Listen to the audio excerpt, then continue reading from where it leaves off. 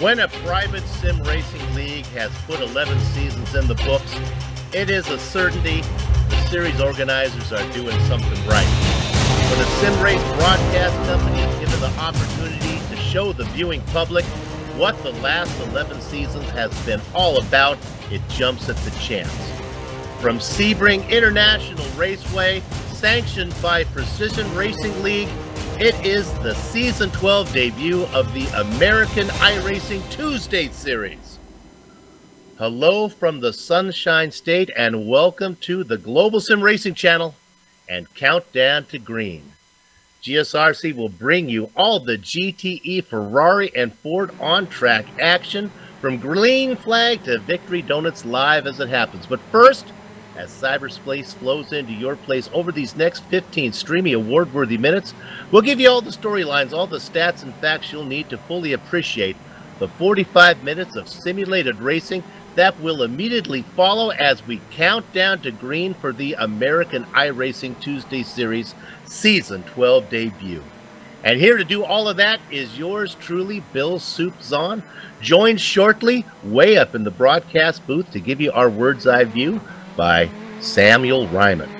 In the production van is the hardest working man in sim race broadcasting, our director Joe Peak, armed with cameras located, aimed, zoomed, and focused by GSRC's camera guru Dougie Beard. As mentioned, this series is called the American iRacing Tuesday Series. For a series that features sports cars and has the American name in the title, you'd be hard-pressed to find a more appropriate venue to host the season opener than Sebring. Now, on the last day of 1950, 6-hour enduro on a makeshift course marked by hay bales took place, and Sebring International Raceway was born, a classic American circuit and host to the annual 12 Hours of Sebring endurance race. This place is now a 3.7-mile road course with 17 official turns. Various sections of the course were repaved in 83, 87, 91, and 99, leaving only a tick under a mile of original concrete still remaining. The transitions between the old and the new surface can be bumpy, but that's Sebring. Now, to really get a feel of what it really takes to get around this cathedral of American motorsports, let's hop on board the GSRC Ford GT and take a lap around. All right, we've got Amjad Yaman in the GSRC Ford GT, so let's do a lap around Sebring. Coming down the front stretch, the first corner is going to give you a really good idea of just how bumpy this track is. And this car can be a little shaky on entry into these fast corners, so expect any passing moves to be kind of hairy on both sides. Powering off this fast sweeper is important because now we approach turn 3, which is a popular place for overtakes. You can grab a lot of curb on the inside, but don't get too greedy because you can still knock the car loose on them. The racing line tends to reward a late apex here in 5 with how the curve tightens, but this is another place where it pays to be on the power early and with confidence. Big Bend is flat out, so this whole run acts as one long straight down to the hairpin. A lot of overtakes are going to happen with the heavy braking into this sharp right-hander, but it's also very easy to overcook your entry. Watch out for how the track weaves back and forth on the exit, and then try your best to straighten out 8 and 9. There's no lifting, it's all about just minimizing your steering inputs. But hold to the left because coming up is the braking for Cunningham. This is another place where you can expect a lot of passes, but it's also another place where the curb to the inside is a bit tall and can be nasty depending on how hard you hit it. Same with the run here through Collier. Don't get greedy on those curbs because the Armco is right there to collect you. The braking for Tower requires you to flirt with the edge of the track, and sometimes you'll see cars spin off when they dip a wheel into the dirt. A lot of dust and gunk is going to get dragged onto the track when drivers go wide in the exit as well. Bishop is flat out, so just try to round out these 2 apexes and then hold the car off to the left for the best line into Jean Debienne. It's important to keep on the racing line through here so that you can set up wide for Le Mans. This is perhaps the most critical corner on the track because it dumps you onto the Ullman Straight, which is the longest acceleration zone of the circuit. Even if you get a good exit, your competitors might be able to grab onto your slipstream and get a run towards sunset. But I wouldn't recommend trying to go through here too wide. It's incredibly bumpy, and the curved braking makes the car very unsteady. Square off this exit so that you can really put the power down. Be careful not to drift into the grass on the left, and then, as you cross the line, you've now finished a lap around Sebring.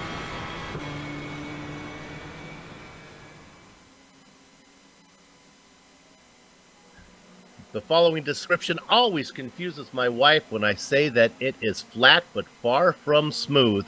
That is a lap around Sebring. Now, this is the place in the countdown to green where we would typically take a look at the point standings, and we'll do that starting next round.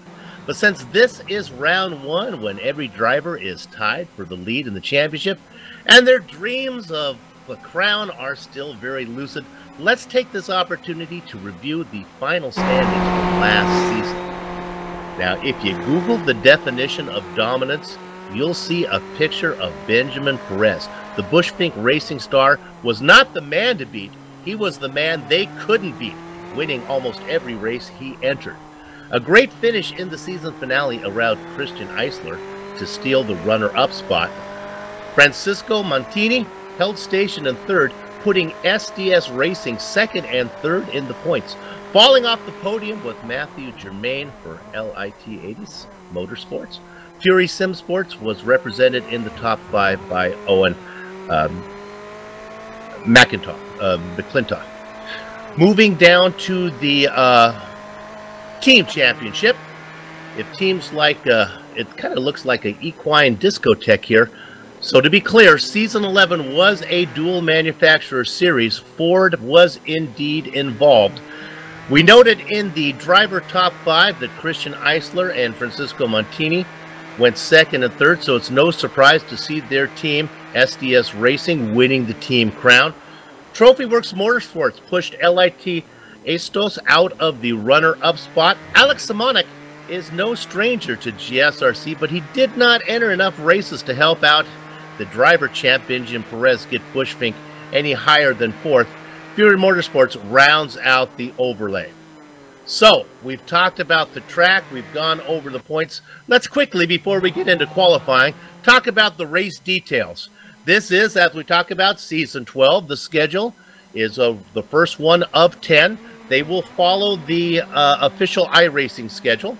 The cars, of course, are the Ferrari 488 and the Ford GT, the 2017. Ferraris have the lion's share of the entries, but there are a few sports sprinkled in. Our race distance today, 45 minutes. The setup is open. They'll get to play with it. There's restricted fuel, so look for a pit stop. The window's going to be a little narrower this time. Somewhere, let's figure somewhere about... it's about 7 or 8 minutes before the halfway mark, 7 or 8 minutes after the halfway mark. There is an incident cap of 30, and the drivers do get one fast repair. And if they can time that fast repair to putting it in the pit window, they can go ahead and get away with the mistake if possible. All right, let's go ahead now and take this opportunity to get away from our overlays and go on track and see what's going on in qualifying. There you're looking at Christian Eisler, sitting right now at the very top. His first qualifying time, a 1:55.523, about a tenth of a second faster than Kenny Duval. This is open qualifying, so all the cars are out there right now. Everybody looking for their part of a clean track to put in a good lap. Or if you're really sneaky, you're looking for the fast driver to get behind and maybe steal a little time off, get in the tow. 17 drivers so far have put in qualifying times. Suspicious by his absence is Benjamin Perez. We talked about him in the pre-race show. He was the dominant factor in Season 11. He's out there right now, putting in a time. We're looking there at Kenny Duval. Duval sitting in second. 15 minutes of qualifying. The drivers will have to get in at least one clean lap. With lap times of about just under 2 minutes, you figure they're going to get with an out lap. They'll get about maybe 4 tries at it.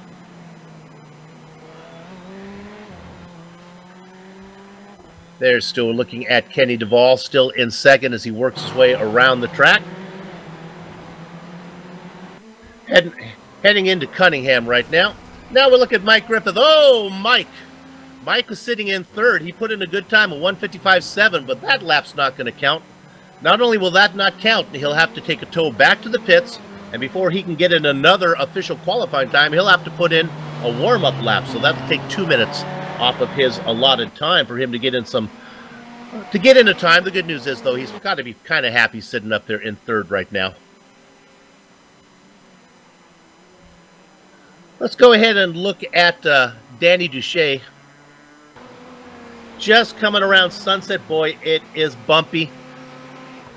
He sits in 17th. Let's see if he can get a better time from that. And he does, as he moves up into 11th position.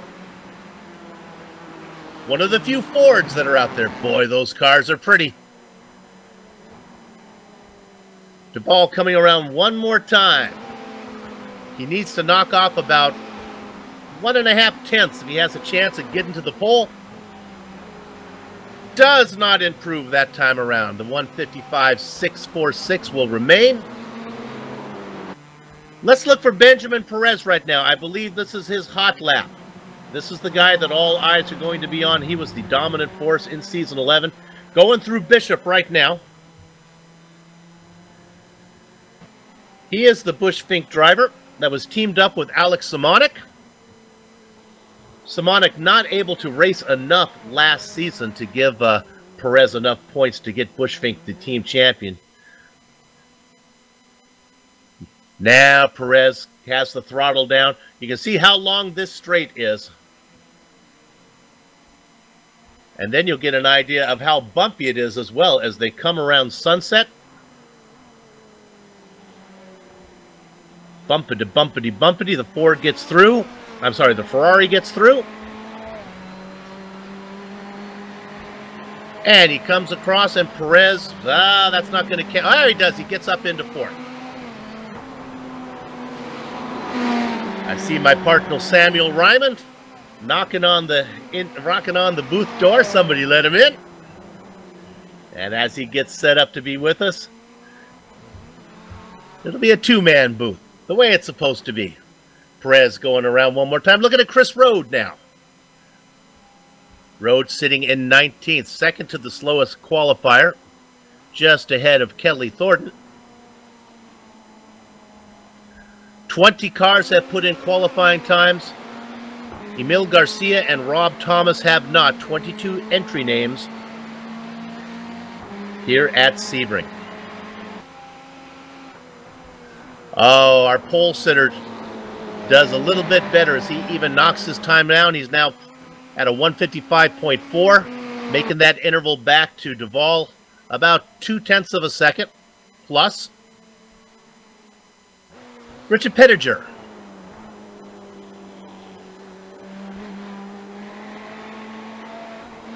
Richie sidling in 14th position.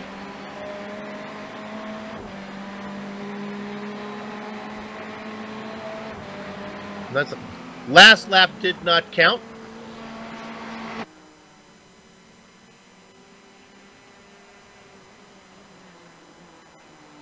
Looking at Overbay right now. Overbay sitting in 8th position. Coming across the line, let's see if he can improve his time. And he does not. The 156.775 will remain, and he remains in 8th position. Still 20 drivers putting in qualifying time.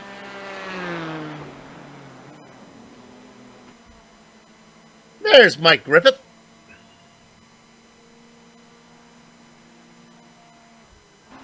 Griffith was, I believe, with us last season. Again, remember, we saw him put it in the wall earlier as he tried to better his 3rd position. Is this going to be a counted lap as he comes across the line? Might have been. Does not improve. Remains in 3rd. Only a couple minutes left in qualifying. Let's take this opportunity to talk about some of the sponsors that make this race possible. We're going to show you 3 of them right now. One of them being Apex Button Boxes. Now, the winner of the series will get a free 16-function button box courtesy of Apex Button Boxes. Visit them at facebook.com, Apex Button Box. Transdo Transport, supporting the Transdo Cup. The driver with the fewest incidents at the end of the season will get $75. Visit them at transdo.cal/home. And finally, Home Ridge Performance, an online parts store. Shop, order, install. Visit them at blueridgeperformance.net. And now here he is all ready to go. Let me reintroduce my partner for today, Samuel Ryman. Sam, welcome. Hi Bill, always nice to be here at the Sebring International Raceway. Looks like I came in right on time, qualifying about to get wrapped up here. It's time to go racing. I'm kind of stoked for this. Yeah, we haven't done these GTE cars in quite a while. There's two of them here today, the Ferraris and the Fords. Quickly, before they grid up, let's take a look at the weather. The clouds hang oppressively low in the heavens. 78 degrees Fahrenheit, track temperature not much greater than that because the sun's not going to heat it up with this cloud cover. Little bit of a wind, humidity 42 degrees, that's pretty dry for Florida, and no fog. So it should be a good day for racing once they get a little warmth and the tires should be plenty of traction. Yes, I mean, this is going to be very cool track temperatures for this track down there in Florida. Of course, it doesn't do anything to get rid of a bump, so is the unfortunate part there. Rob Thomas still trying to put in that last qualifying time. They're given a little bit extra time to get that in. He yet to get one in, as has Emil Garcia. Dwayne McCarthy also has not got it in. After Rob comes across the start-finish line, we'll go to grid. Let's see if he can put in a time. Rob comes across, and that time is not going to count. So he'll be starting from the back of the grid. And, oh, I'm sorry, now he's just coming across. I was doing a little crystal-ball commentating there. And there he comes across, and as I said, did not count. See, I am psychic. All right, let's go ahead and bring up the starting grid. We'll do them 10 at a time here. On the front row, it is Christian Eisler, flanked by Kenny Duval. Row 2 is populated by Mike Griffith and last season's dominant fourth, Benjamin Perez. Juan Landini sits in the 5th spot inside of Guillaume Dupont. Eric Luke and Michael Overbay make up row 4. Spots 9 and 10 go to Jean Caringi and Sebastian Mercier. Sam? Yeah, starting behind them on the 6th row of the grid, we have Danny Duchesne in the number 27 machine. Duchesne ahead of James LeBond in the number 77. Behind them, Thaimar Paul Espina and Richard Colomb. Rounding out row 7, Ralph Connor Jr. and Richie Pittenger on row number 8, ahead of Sean Kennan and Gary Schilling. Chris Rode and Kelly Thornton round out the 20 cars that turned a lap during qualifying. The whole field spanned by less than 10 seconds. Emil Garcia, Dwan McCarthy and Rob Thomas, who we saw on screen just a moment ago, his lap time not counting. Well, that's going to cost him. He doesn't get a lap time in. Going to have to start from the back of the field. There you go. The driver meeting has already taken place. We believe we have a rolling start here, so it'll give us a chance to catch our breath.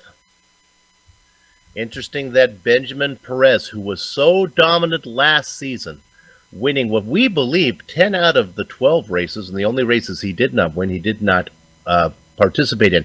Should be noted there is one drop race available this season. So if you make a mistake or if your sister decides to have a wedding on Tuesday nights, you can go to that and still not be hurt too bad in the points. Why she's getting married on Tuesday, I don't know. Waiting for our pole sitter to take the grid. And that would be Christian Eisler. And that's an impressive pole there, Bill. By half a second he has over Kenny Duval in the number 63 machine. I like that number 63. I wish you good luck for Duval there. A Ferrari up front. Well, let me correct myself. Duval is in a Ferrari. Very few Fords in this field, Bill. I think only 3 Fords in this race. They're being driven by Ralph Connor Jr., Dwan McCarthy, and Danny Duchesne.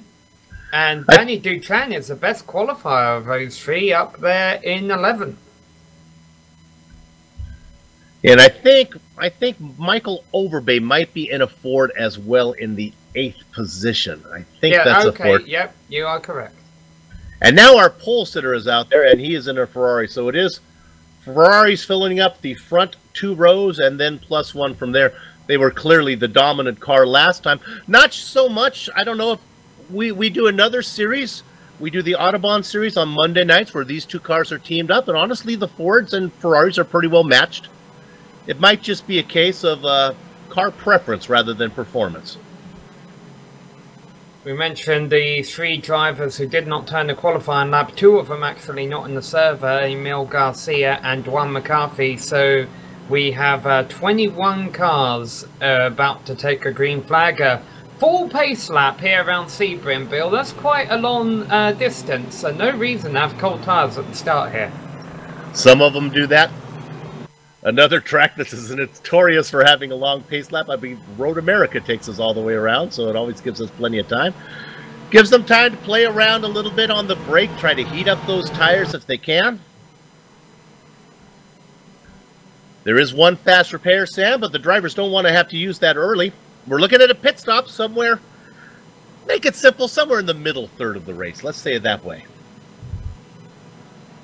Yeah, well, you talk about having a drop week and having a fast repair available to you, Bill, these little things that could help these drivers out. Well, this is not where you want to use either of those. You don't want to use a drop week for the first round of the season. You want to get your championship campaign off to a solid start. And also you don't want to really get yourself involved in any kind of incident here just because the track is so long. I guess with that regards, if you are going to be involved in the crash, you'll have to take a free repair for something. Do it in Sunset. Exactly. If you're going to crash your car, do it in Sunset so you can limp it home and try to do it in the pit window. That's the trick to how to use those fast repairs.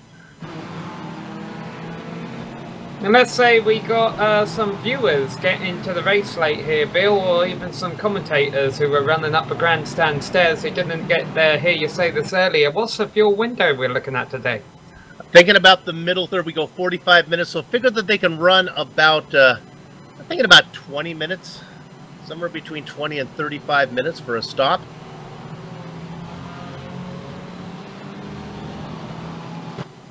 As they work their way around now, just through the last little technical section here to probably maybe the most important corner is 16 Le Mans. If you make a mistake here, and Lord knows I do it almost every lap, you have to pay for it down the whole Ullman Straight.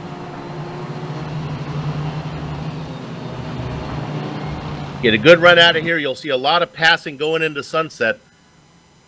The corner that I am still trying to find the racing line on.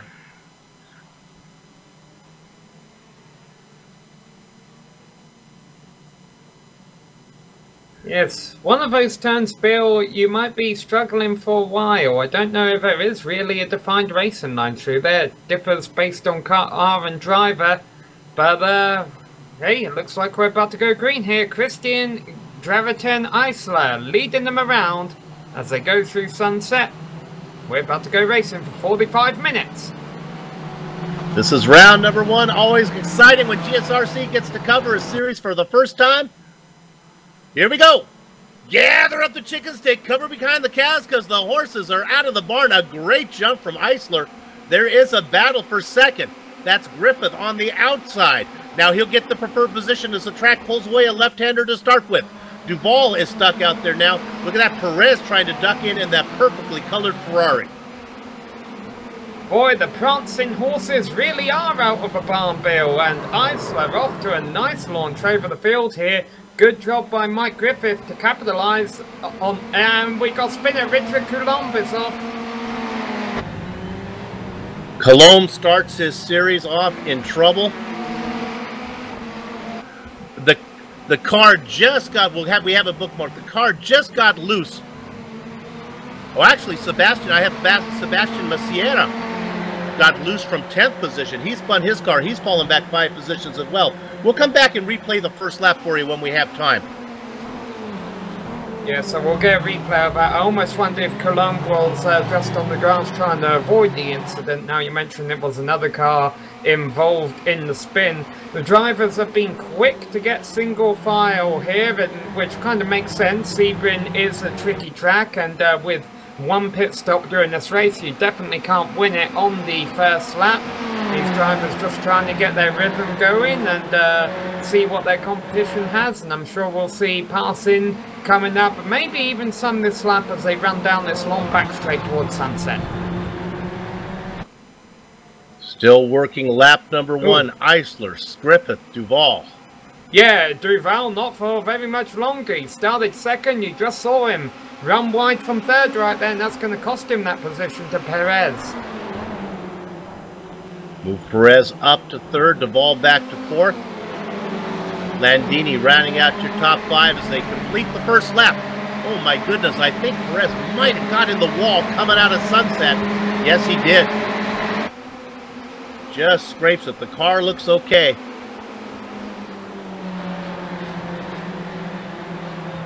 The back half of your top 10. Oh, let's see, do we have more problems? Yes, yep. That's Espina, going for Espina. And he's going to drop all the way to the back of the field here. Oh, wow, and collects Eritrea Colomb, but boy, Colomb cannot catch a break. Oh, where was...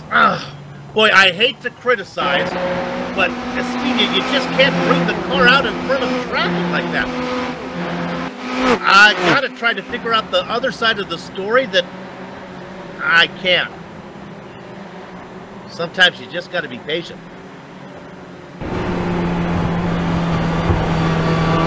Onboard Cologne.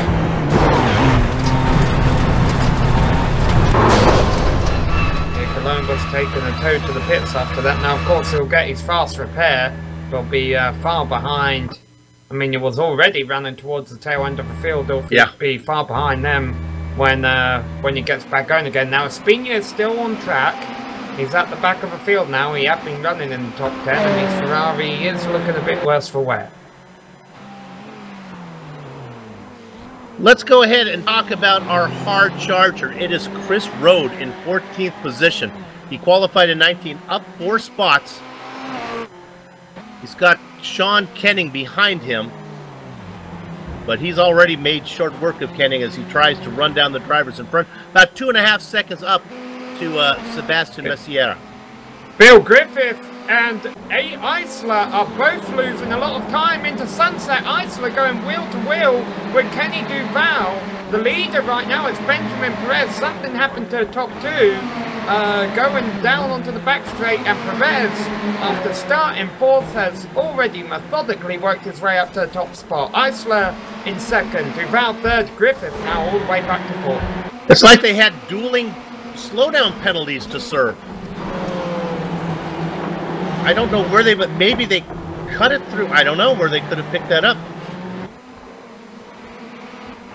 And right now we have a few technical difficulties as we lose picture. We're going to do this the old-fashioned way, bring it to you as if it were radio. Out in front, working down into the hairpin. It is now the dominant driver from last season, Benjamin Perez. After the slowdown penalty or whatever happened, it is Eisler still in 2nd, Duval in 3rd, Griffith as they run nose to tail.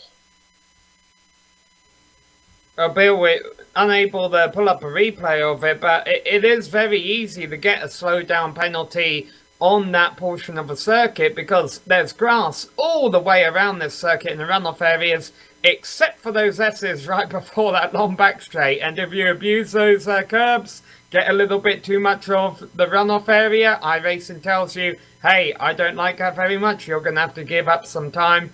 My guess is what happened is Eisler did it and Griffith kind of just followed him, made the same mistake, and that's what allowed Perez to move up into 1st and Duval to move up into 3rd. Little target fixation there on the part of Kenny Duval.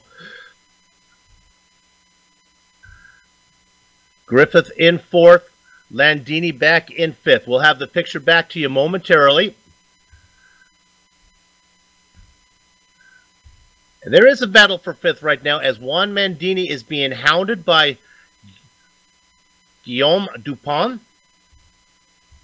Guillaume, the French-Canadian driver. Those two started in those positions. Landini started in 5th and Dupont started in 6th. And in fact, even the driver behind him, Eric Luke, started 7th, continues to run there.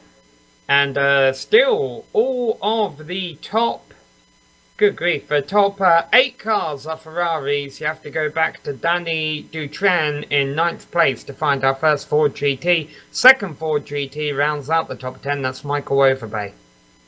Richard Colomb, Lord knows why, he had to take that pit stop, so he gets some repairs done, and he is back out 1 lap down. And we're going to have our picture back here in just a moment, and there we have it back for you. You come back looking at that car. I see the Bush Fink emblem on it. That can be none other than Benjamin Perez. Sure enough, as we put the overlay down below. Out in front by 1.3 seconds over Eisler and Duval. DuPont just went off in the hairpin in 6th place, and a big off now for Danny Dutran, and DuPont's off didn't cost him a position. Dutran wasn't so lucky. He lost 9th place, so Ford GT still running 9th and 10th, but now it's Overbay in P9.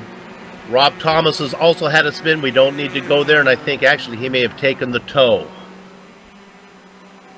Yeah, Robert had a rough start to the race. We saw him unable to... Actually, no, he is still out there on track. We saw him unable to turn the qualifying time, and that may even be a sign of connection issues. Sometimes if you lose a connection during the qualifying lap, iRacing will not allow your time. Honestly, I've had some connection problems as well, so has our director. Let's look at this battle for third between Kenny Duval and Mike Griffith. Duval qualified second, racing 1 spot back. Griffith qualified third, racing 1 spot behind that one. They both lost positions to Perez. And Duval, Griffiths rather, just had a big off there. Yeah, I mean, it was a mistake, the slowdown penalty that really cost Griffith all that time. Duval had just dropped from second back to 4th at the start of the race, and it's kind of lucky to get third back. We'll see how long he can hold on to that.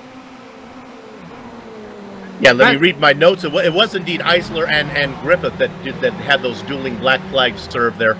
Duval is just trying to make those spots up after a bad start.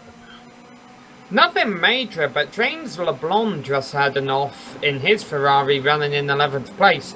And after a couple of clean laps, now all of a sudden, Bill, we're seeing a lot of cars run off. I see some gravel being kicked up by Kelly Thornton, trying to work out what the reasoning is behind all these off tracks we're having all of a sudden. Fairly large incident cap of 30. It'll take you a while to get to that one in a 45-minute race, but this is the kind of track where they can sneak up on you. Let's take this opportunity to go to 8th position and look at this little battle. This is Courage, a Ford here of Michael Overbay, and they're all trying to be ran down by Danny Duche.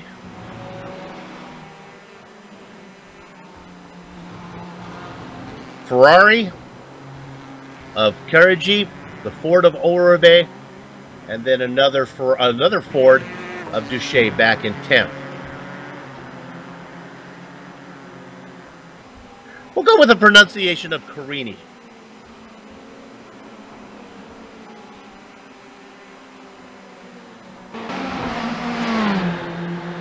The battle continues, Sam, for third. Yeah, Griffiths just biding his time here for now with such an open pit window, though, that you were talking about earlier, Bill. I don't know how much there is to gain for him by saving fuel back here, except for the fact that it's going to be fuel that they're waiting on during their pit stop. I can't imagine for a 45-minute long race with the cool track temperatures we have that anyone's going to consider taking tyres during this race. Yeah, I just can't see that happening. I'll tell you who's burning his tires is Mike Griffith, though. He has really got the car, diving it in deep, getting it sideways. He is on Kenny Duval like a postage stamp. And these guys all aren't too far back of Benjamin Perez leading this race. The top 4 are still covered by 2 seconds, which when you're talking about a track as large as this one, 3.7 miles in length, and we're already 5 laps into this race. 2 seconds is pretty close for our top 4. Yeah, remember Perez's lead was pretty much willed to him as Eisler and Griffith both had problems, and Duval had that bad start. Kind of just inherited it right now. Benjamin not having his way like he did last season. That interval sitting at 1 second. Still with pit stops to be made. Anything can happen there. And it's closing because last time around, Griffith in fourth was faster than Duval in third, who was faster than Eisler in second, who was faster than Perez in the lead. So they all closed in on each other last lap around. Yeah, Mike Griffith continues to not only try to be fast, but get some type of drifting points as well, as he is really working that car. Ferrari, Ferrari, Ferrari, Ferrari up front. You can see the top four. And then, not even in your screen, so far back, Manuel Landini. Let's go to Thymar Espina in 19th position. I think this just happened.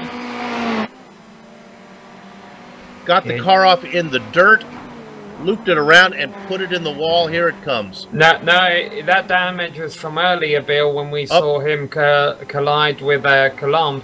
He actually did an impressive job of recovering this one, definitely much better than his recovery earlier, and I have a feeling that the damage to his car may be creating some problems for him. We do have a retirement from the race now. Rob Thomas has retired from the event, which does move Colomb up into the top 20, 21 starters. Our director's going to take us up here to... But we do have one driver getting their first Sebring stripe of a race. Chris Rhodes has put it in the wall. He was our hard charger. He had worked his way up a few spots. He's not the first driver to get a spin, as he puts the passenger side into the pancakes it into the tires. A lot of drivers are having spins, Bill, and I just can't work out why. There should be plenty of grip out there. So our former hard charger falls down the order. Racing now in 16th. All right, here we go, back up to the front.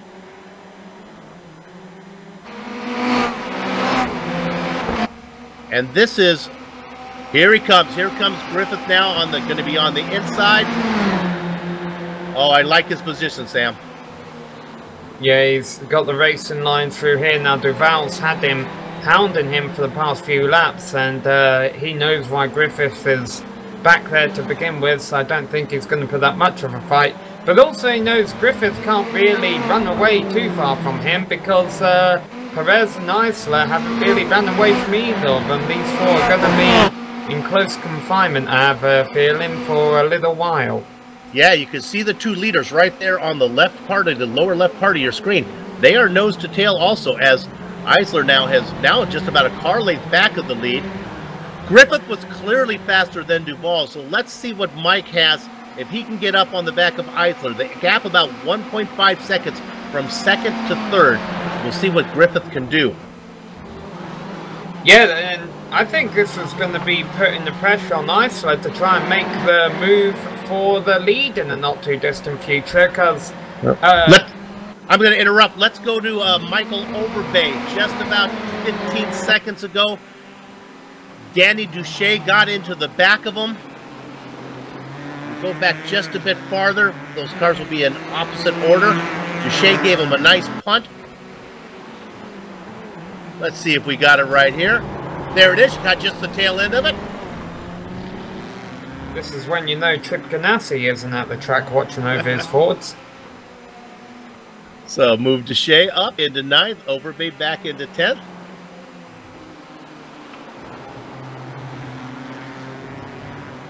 Okay.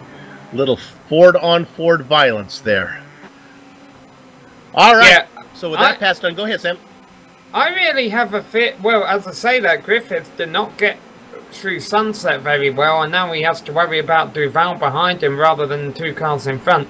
But I have a feeling Eisler, that the last 2 laps has taken a combined half second out of Perez's lead. I have a feeling Eisler is going to have to think about making a move before too long if he doesn't want Griffith to run him down. Although, as I mentioned, Griffith has actually lost third now to Duval. Yep. So, yeah. Yep. Both of them are losing touch to the guys up front.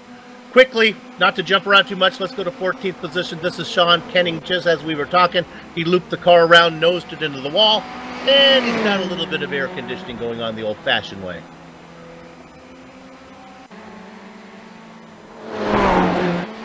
It has been not a lot of car-on-car contact, Sam, but really just a sprinkling of spins almost every lap. And I'm already looking forward to the post-race interviews to try and find out why. I mean, the only thing I could imagine is that the cooler temperatures with, I believe these cars don't get tyre warmers, means cold tyres just at the start of a race with a heavy fuel load isn't desirable, but they're 7 laps into the race now. That shouldn't be a problem. Michael Overbay is off again. Yeah, Overbay, after getting a little help from Duche, is having trouble. Not that time. Woo, he almost gave Masira, who has now worked his way up into the top 10, a little help there. So now 9 Ferraris in top 10. Danny Duchenne running in 9th place, the only Ford. Best battle right now is still up front. It's not all that hot between Perez and Eisler.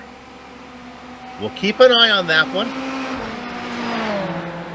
Oh, Kelly Thornton just got passed by the damaged car Vespina and then spun it into the wall trying to get back down on power. A bit of front end damage there. Looks like Ferris Bueller kicked it. Oh no, that would be Bueller's friend, wouldn't it? Oh, Perez is off! Benjamin Perez goes off! That's going to cost him 2 positions. 3 positions. There we go, and we'll go to it now. Yeah, we'll get the full replay here. It'll be a while before we get there because we'll just keep this replay running. You're seeing Perez out in front. And mistakes aplenty, and they're finding all the drivers. There it is. Yeah, Kenny Duval, I think, is the only one in the top 4 who hasn't had the spin, unless I'm forgetting something. Nope, I think you're right. So, Eisler back out in front, which is where he was early. Duval back to where he qualified. He fell back quickly into 4th position. He's back up there. Griffith, who has had an issue, and now Perez has had an issue. Mind you, it wasn't a spin for Eisler and Griffith, was it? Or an off? No, it just a was slowdown. A time penalty, yeah. So, with the top 4 settling down, as we see that now, let's drop back to 5th and give a little screen time to these guys we haven't talked much about. They're really racing by themselves. Juan Landini, racing right where he qualified. 5 seconds behind 4th, 6 seconds ahead of 6th. All by himself. Go back to 6th position. Guillaume Dupont. Again, nobody really next to him. 7th, Eric Luke. All by himself again, just saying clean. And then back to a driver we talked about a little bit earlier. Juan Carini. And there's your top 8.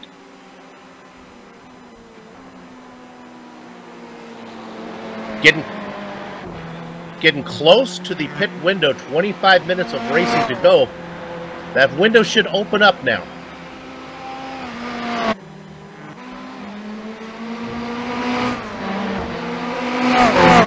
Let's watch Mike Griffith try to see if he can get the spot back of Kenny Duval.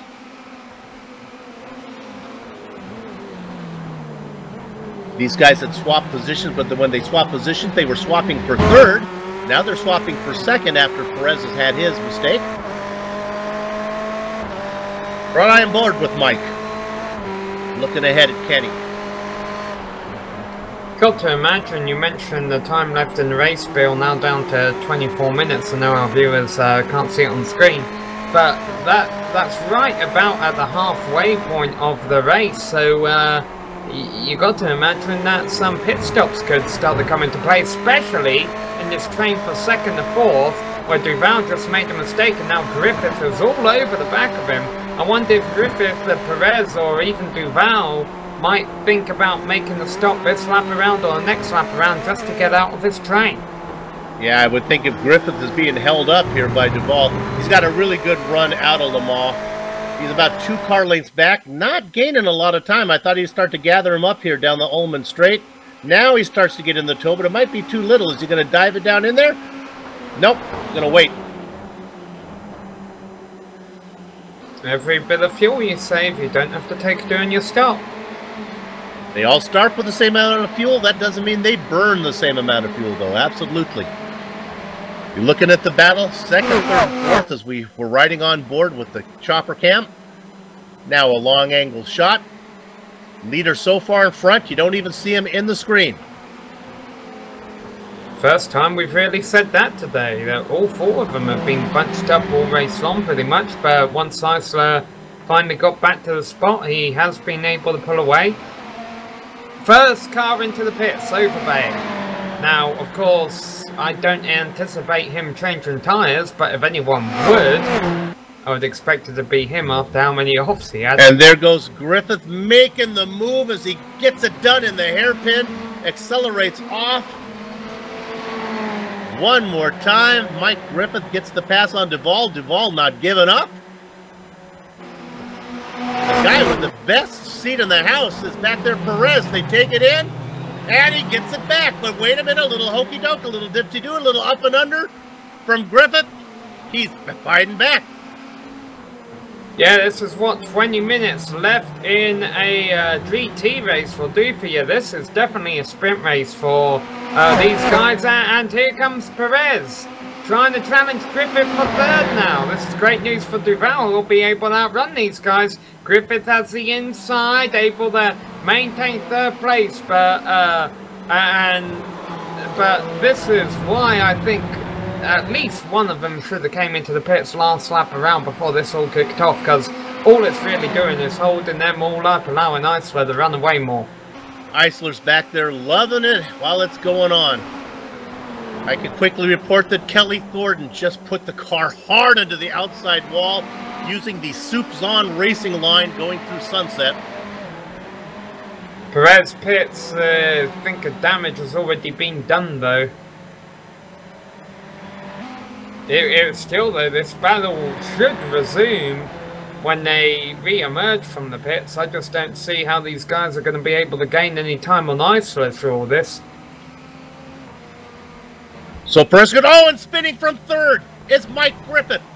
He's been having the car loose the entire time. It got too loose for him. He saved it. He went across the Florida Tundra. Probably had to pick up a slowdown penalty on that one. Now the other problem, of here course, it is. Yeah, we'll go replay of this. One problem, of course, with pitting a bit too early is you could run the risk of coming out into traffic when you re-emerge from the pits. I'll tell you though, right now, as Perez came out into the pits, he does not have that problem.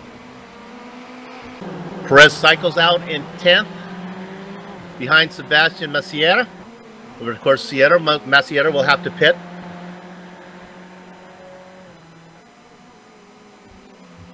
The gap from Eisler back to Perez, 37 seconds right now. That's your bogey time. Oh, Carrington is off. He's losing multiple positions. As the attrition continues to strike the drivers.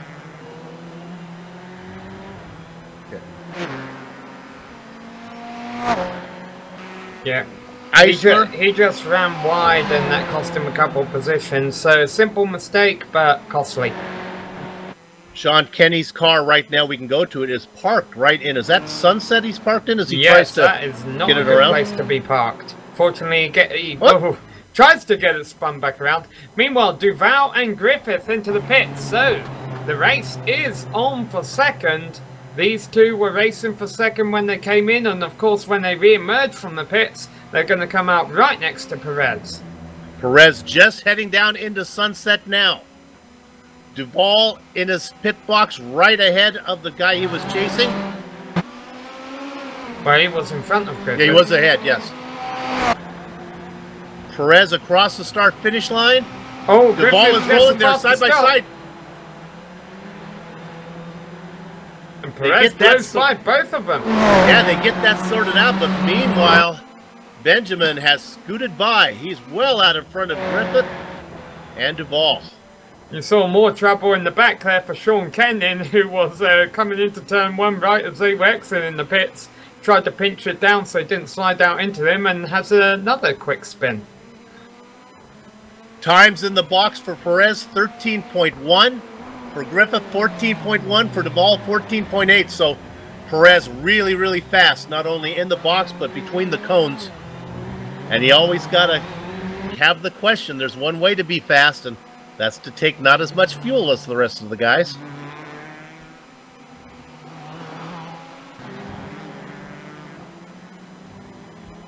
It was a nice battle between James LeBlanc and Michael Obebe. Obebe in the Ford, LeBlanc in the Ferrari. Let's see if these guys have made their stops. Obebe has, and so has LeBlanc. Top 6 cars yet to come in. Carini, Duche, DuPont, Luke, Landini, and Eisler all still waiting to make their stops. And Landini's into the pits now. Eisler's going around one more time as he works through 3 and 4. Landini comes in. Go ahead, Sam. Yeah, I mean, obviously Perez far ahead of Griffith and Duval right now is promising if he has enough fuel to get to the end. But also Perez didn't lose as much time during that lap when Griffith and Duval were battling each other. I'm wondering if he was using that battle to save a bit of fuel. Either way, the thing I'm getting to here is the fact that Perez is as Duval drifting it through the first corner. Oh, it doesn't save it. Well, that's what you call a tank slapper. Well, Eisler might have to worry about Perez. He's definitely not going to have to worry about Duval now. He finally gets it going. Duvall loses a spot to Landini, who made that stop. Remember, he just came into the pit. He's come out. Duvall cycles down into 8th. 4 drivers yet to pit.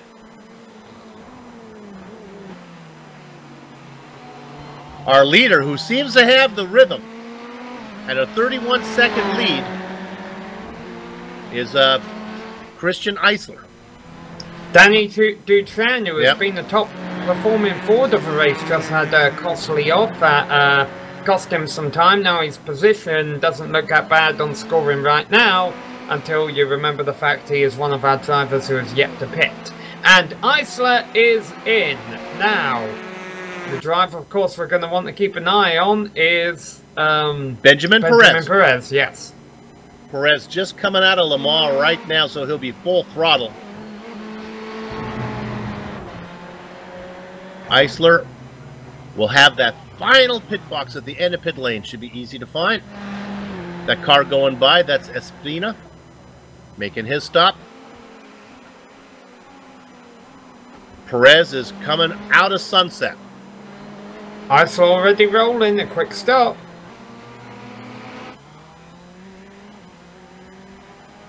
Think he should be out comfortably. Perez just coming across the start-finish line now. Eisler out on the track. Oh, now 5.5 seconds ahead of his main competition. What's the pit time on Eisler there, Bill? That's a good one. Eisler, well, about 11.3. That's compared to Benjamin Perez's 13.1. When it comes to pit stops, that Eisler has the second fastest.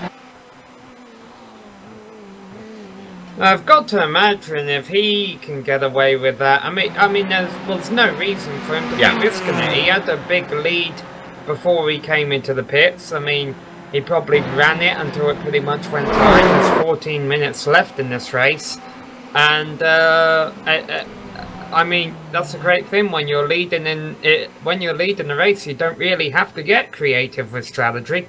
And Overbay once again having trouble out there. That happened as he was trying to run down James LeBlanc. He loops it around. And you got to start wondering now, some of these guys, I know I said 30 was an awfully big incident cap, but my gosh, they're picking them up. Let's catch our breath here. Well, let's look at this battle for ninth, and we'll run down the order here in just a minute. This is a nice battle. This is DuPont, which I think is going to fall off of here.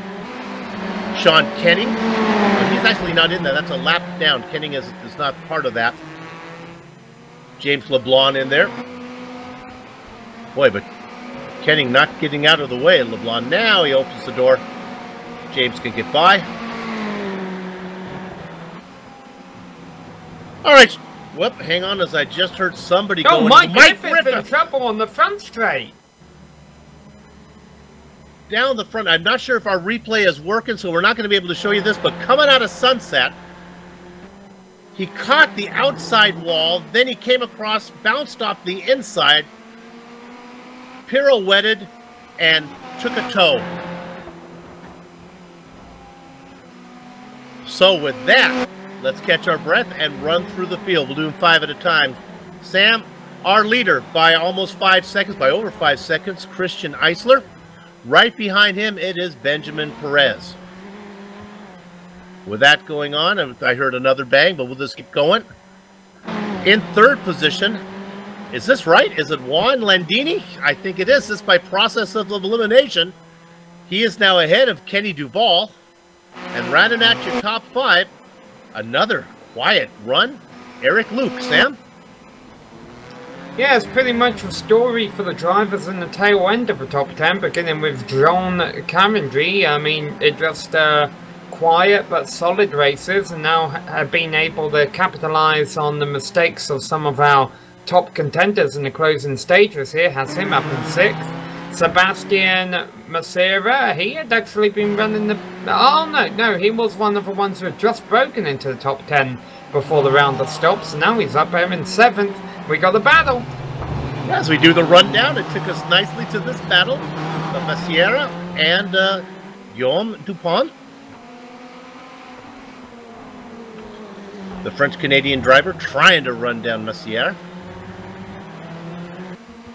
Let's see where Sebastian is from. Says he is from, oh, great, España. So I'm going to assume that's going to be Mexico. Well, it's from Hispanoamerica. As I'm talking to the director. Does Mexico have its own league? Do they? I don't think they do. Okay. Oh. Our director's telling me that.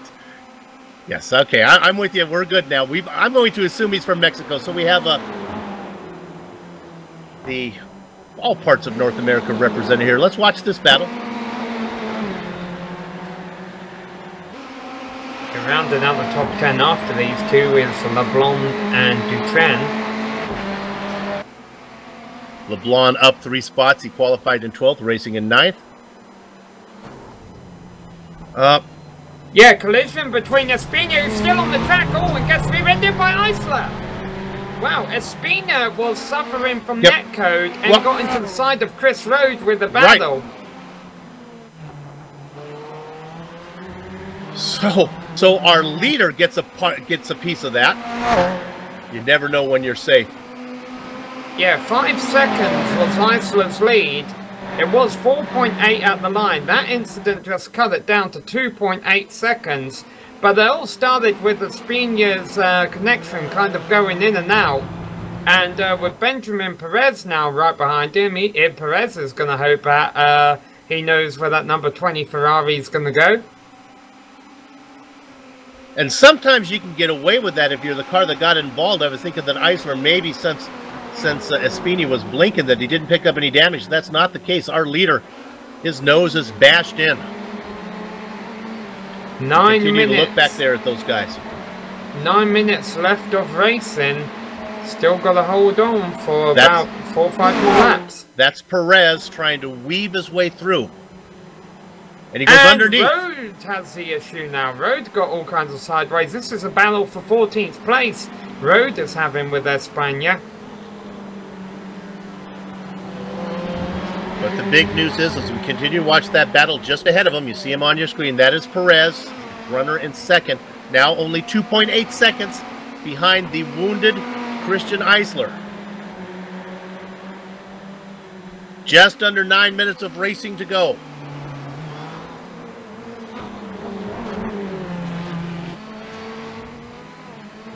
Of course, normally in sports car racing, when you get damage, it takes you a couple of laps to kind of learn how to drive with it, and then you're normally back up to speed as long as it's not hurting your straight line speed.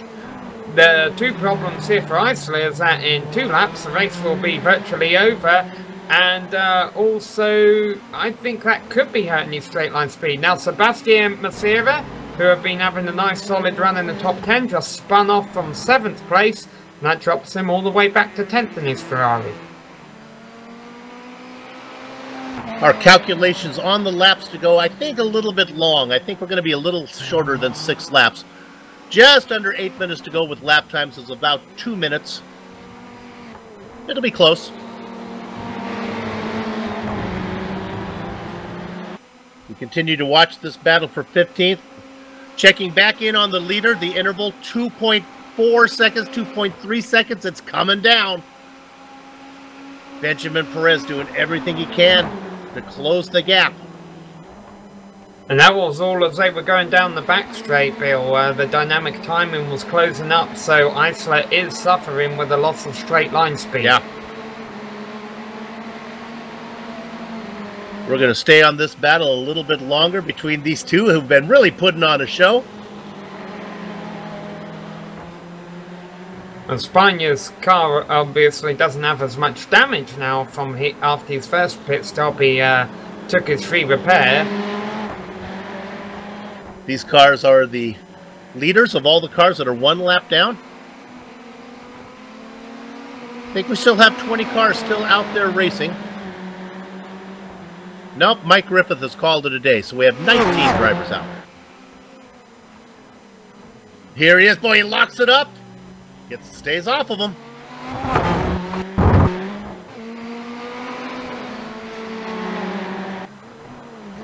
Back up to the front, Sam. Eisler's starting to mind the gap now. Yeah, he's able to do that in the infield section because I'm sure he's learned how to drive a car with this damage. It's the straight parts that are going to hurt him.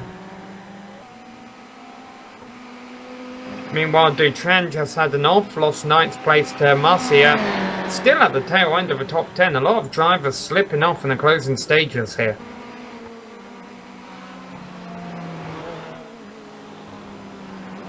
Not a lot of battles going on screen right now. The closest one is the one we're looking at. About 2.5 seconds between Perez and Eisler. Both these guys expected to do very well all season long. Not going to be a lot of tears shed for Benjamin Perez if he doesn't get the win after his dominance in season 11. Leaders come across with about 5.5 minutes of racing to go, working lap number 21. That's a 3-lap race from here then, Bill. Interval is now down. Yeah, you know what? Sam, you were very good. That interval definitely dropped when they had to do down the straight. It's now under 2 seconds. Espana finally got by road. This has been one of the most intense battles for 14th we've seen in quite a while. Yeah, they're not done yet. We can stay on this one. Nothing else going on up front. Chris Rode in the Ferrari. Chasing another Ferrari of Espana. Let's speed up.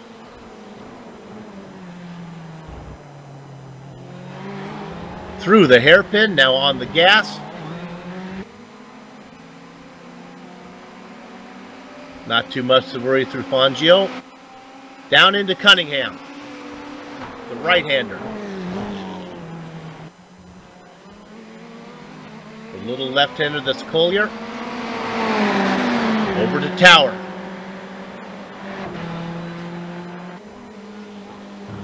Sebring, one of the few U.S. road courses where all the corners are named.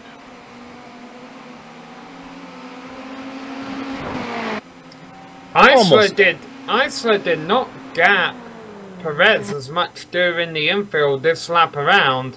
So even though the gap's 2 seconds now, I'm sure he was hoping it was a little bit more, because as he goes through this section of the track, I expect Perez to trim that down a little bit. Oh, that's going to change. This is Colomb. This is Colomb in the wall, as Perez had to negotiate his way around it.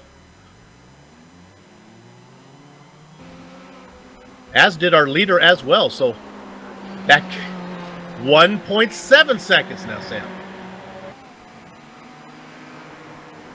So Isla's keeping it about even during the infield. Perez is eating up about 2 or 3 tenths at the end and the start of a lap. That's too little too late. If you want to be fast, I guess being fast down the Ullman Straight, you can make a dive into Sunset. I don't know. They're going to get 2 more shots of it. If he can get a little bit closer. Oh, he's 2 seconds back. Perez really has to work hard here.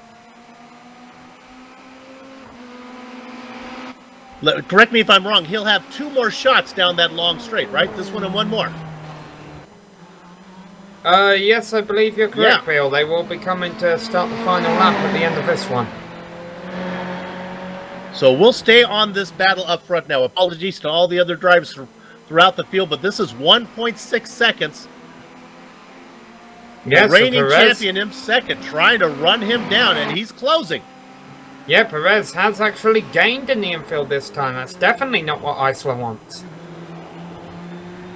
All right, here comes the leader. He takes that wounded car with the banged up nose, tries to make it as skinny as possible, had a horrible run through Le Mans. The gap begins to close. Yeah, I think a lot of it is happening in Sunset as well. I don't know if the handling of Isla's car is really upsetting him in the high-speed, bumpy corner that is Sunset, the final turn on this track. Isla gets through there all right this time. The gap, 1.3 seconds as they cross the line for the final lap. We talked about all the corners that have name. Here's one that doesn't. Corner 1. As far as I know, no name for that one. Our leader negotiates it well. Never have to name a first turn on the racetrack. I always call it turn 1. There you go. Benjamin Perez stalking Christian Eisler. Eisler trying to hit his marks. Racing as smooth as blended whiskey. Wants to be perfect. The gap is smaller than ever. 1.1. Down into the hairpin under braking.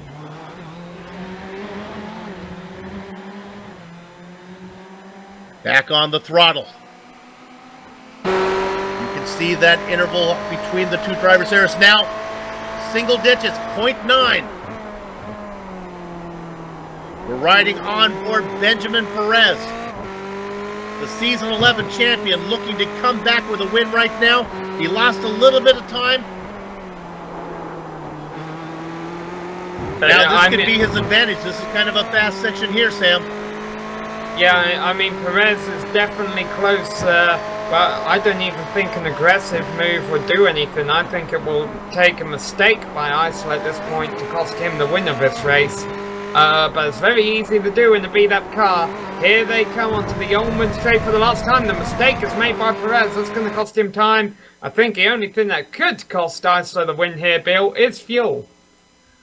Perez heads towards Sunset. Can he limp that damaged car home? Is there enough fuel? He takes it in. He turns right. He turns right. He turns right. He turns right. He goes straight. Nothing between him and the checkered flag. Round 1 goes to Christian Eisler. Margin of victory, 1.094 seconds. And then another 20 seconds back here driving third, who's going to be Juan Landini. Probably one of the most impressive podium positions considering the lack of screen time he got today. Remember me, I'm coming home in a podium spot. Landini does a little dance across the very wide start-finish line. Kenny Duvall ran up front for a long time. I don't think he's going to be happy with 4th. 2 spots farther back than where he qualified. Rounding out your top 5, Another driver that did not get a lot of love from GSRC. Very quiet run for Eric Luke.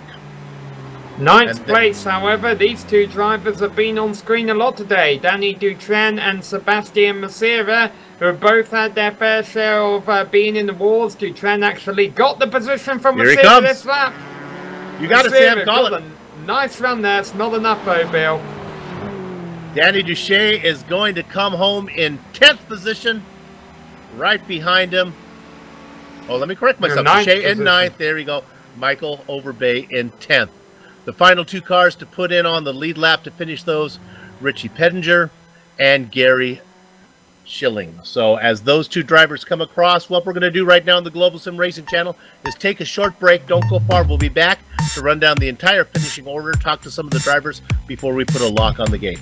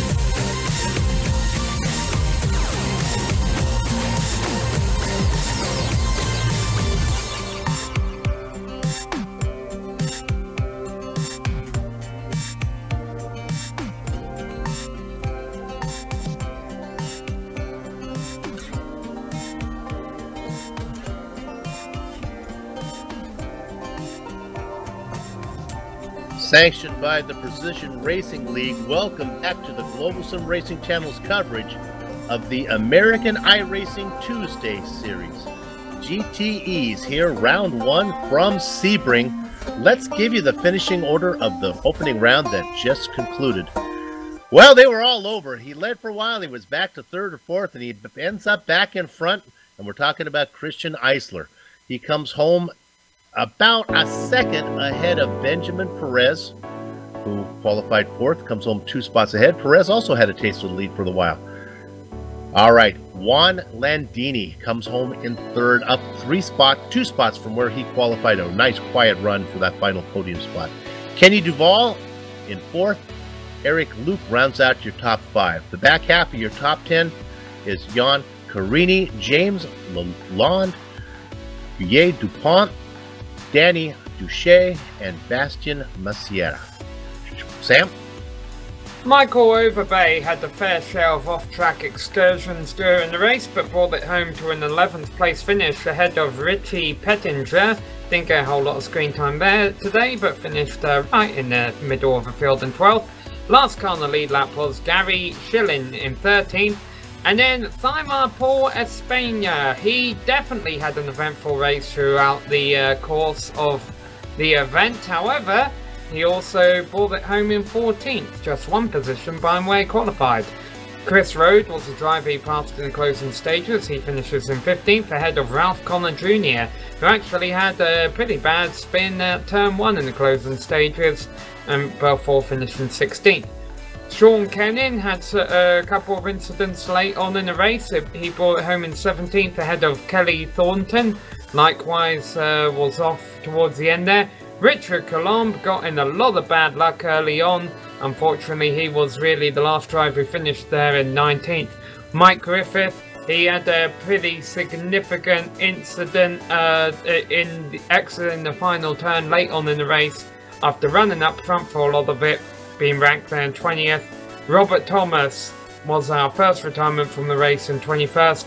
Juan McCarthy and Emil Garcia round out the 23 car field. They did not take the green. I've got a hold of our race winner. Let's go ahead and talk with Christian Eisler. First of all, the last name pronunciation right on that? Eisler? Yeah, Eisler. Okay. Well, let's talk about your race a little bit. You qualified on the pole. Let's go to the first mistake. A slowdown penalty. Is that what you picked up there that you had to serve? Yeah. First of all, sorry for my English. That's fine. So, yeah, in the first laps, I made a mistake with a slowdown. Fortunately, the guy behind me, I think he has a slowdown too. So I only lost 1 position with Benjamin. Yeah, and then you lost the position to Perez, and boy, being behind Benjamin Perez, you know that name. Were you worried? Yeah, Benjamin won all the races last season, so it's very difficult to race with him. Okay, you get around Perez, you're back up in front, everything looks good, and then you run into some trouble from back markers. Yes, the 2 lapped cars wrecked each other, and I involved in that accident. My car is not good for the last laps, so I think I was very lucky.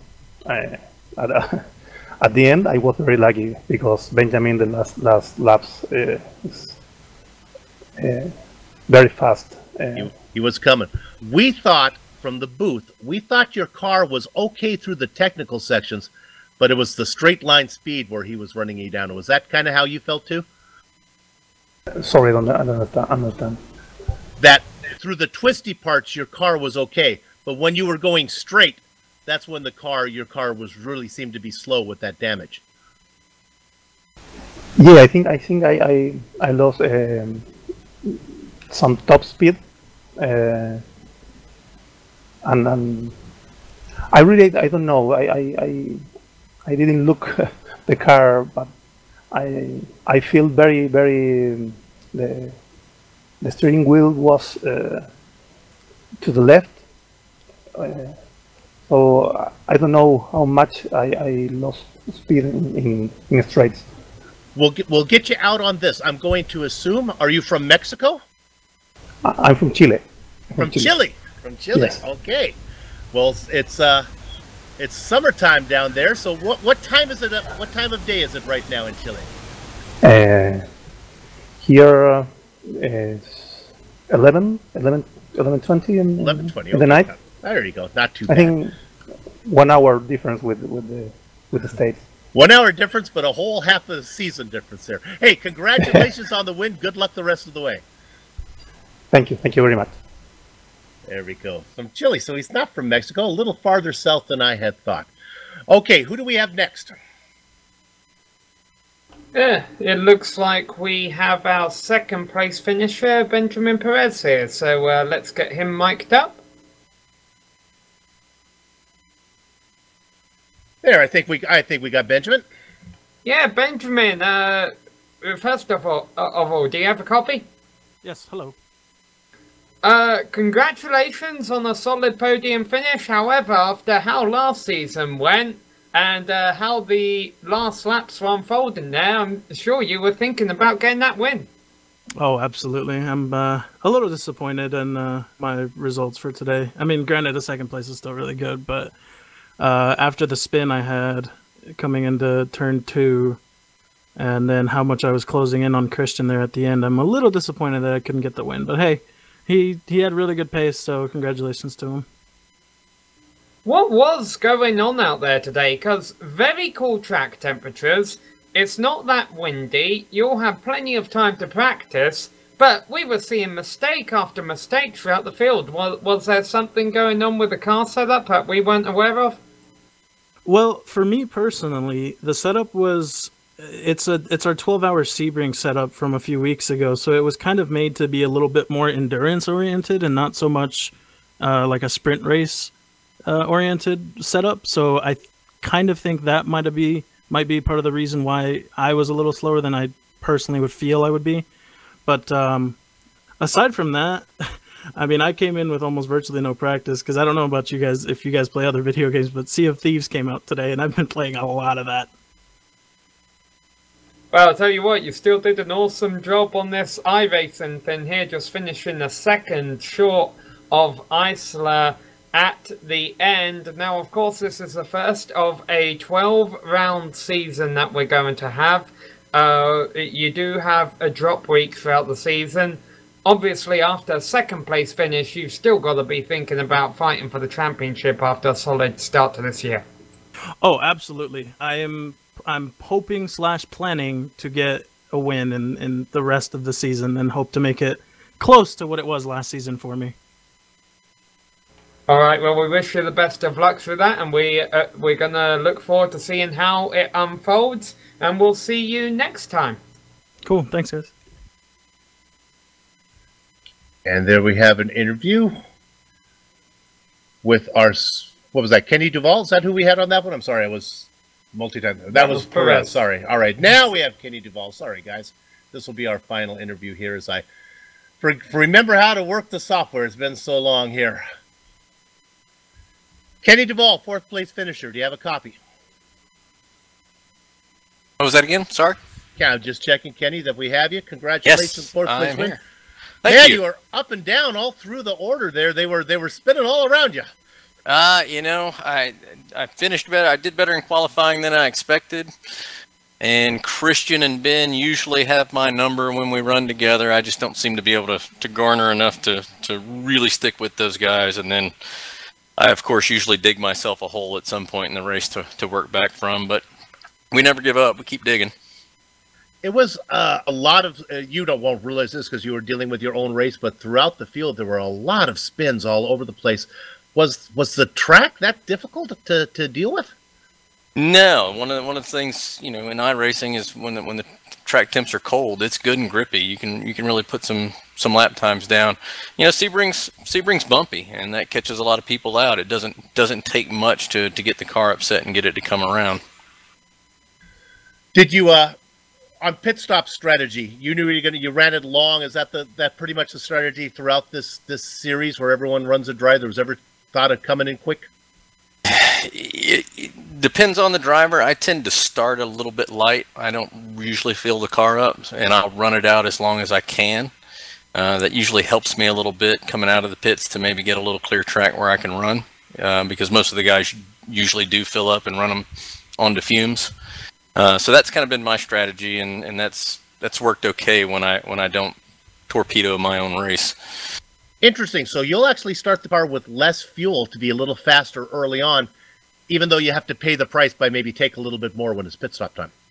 Yeah, because I usually suffer early in the race trying to pick up the pace to run with those guys and stay with them, and if they break the draft at Sebring, you're kind of dead in the water. So a little bit light helps me, and I tend to like the car right around 9 to 10 gallons of fuel most of the time. So I just try something different, see what works for me. I like an interview when I pick up a strategy. Well thought. I haven't heard many drivers do that. Congratulations on a 4th place. Got to be happy with the start of the season this way. Thank you very much. I want to take a minute to thank Danny and Jerome for running a fabulous league. This is my 2nd time running with them, and those guys put in a lot of work, I know, to make this happen. So thanks to you guys for broadcasting. Thanks to Danny and Jerome for running this, and all of my teammates finished pretty well. So it's been a good night. Thanks a lot. Congratulations. We'll see you down the road. There you have it. That was Kenny Duval, our 4th place finisher. That's going to do it for us here at the Global Sim Racing Channel. We have some people to thank. We'd like to thank, first of all, everybody that made this happen, and that is the guys at the Precision Racing League who organize American iRacing Tuesday Series and the contracting with GSRC to broadcast them.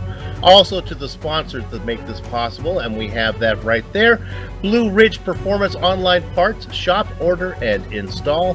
Transto Transport and Logistics, professional transport service on a flatbed type trailer with loading ramps, deck lengths of 40 feet, and 20,000 pounds of capacity. And of course, Apex Button Box, affordable, reliable button boxes for those who don't have the time or material to make their own. Thanks to the company's equipment or software that you see on the screen right now, we use on the broadcast. The iconic original music that lets your ears alert your eyes you're watching a GSRC production comes courtesy of Eric Eckelman and Casey Lalonde. See the screen for how to contact each of them. The American iRacing Tuesday Series returns next week on March 27th from Road America. GSRC will be there to bring you all the action, and we hope you join us. Sliding across your screen now are some upcoming broadcasts, so check those out and mark them down on your calendar. If you'd like more information about GSRC, including a complete list of future broadcasts, you can find it all at www.globalsimracingchannel.com. We're also on Twitter at GSR Channel and Facebook at facebook.com/Global Sim Racing Channel. And while you're here, if you haven't done it yet, subscribe by simply hitting the button on this YouTube channel. Finally, on behalf of the man whose voice you just heard, Samuel Ryman, our director Joe Peak, and our camera artist Dougie Beard, I'd like to thank all of you for watching. We hope you enjoyed the broadcast. As GSRC becomes more familiar with the drivers and the series, we hope to only make it better each time. With that said, we're off to have fun storming the castle. So until next time, race clean, race hard, and we'll see you on the track.